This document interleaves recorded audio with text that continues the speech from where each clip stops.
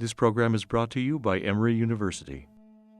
So the purpose of this book, King David and His Reign Revisited, is to show how King David has been interpreted, first of all, by scholars and what we know about David historically, but also to show why David is such an important figure for us in the contemporary world. I think he is the most human of all figures in the Bible. We find him both from his very early days, fighting Goliath, his ambition, his thirst for power, to do anything that will take him to the top, his attempt to marry into the royal family.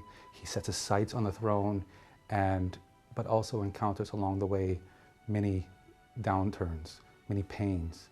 So why didn't the biblical authors present a more flattering image of their great king? And the reason they don't is really related to the biblical project as a whole. The biblical project being one of trying to come to terms with the fate of the collective people. That this people had a state that in the biblical memory was founded by David, and then that state was destroyed. And the destruction of that state really poses the question, who are we? How are we going to live? Can we persist as a people? And they show this through David's story, that statehood does bring great security to the people, but also at a high cost. When we come to Chronicles, Chronicles is a book that's probably written in the Persian or Hellenistic period, so around the 4th, 5th, or 3rd century. That David is a much different one. David does not have a very human face. He is much more of an icon, a symbol, what I call a catalyst of Israel's unity.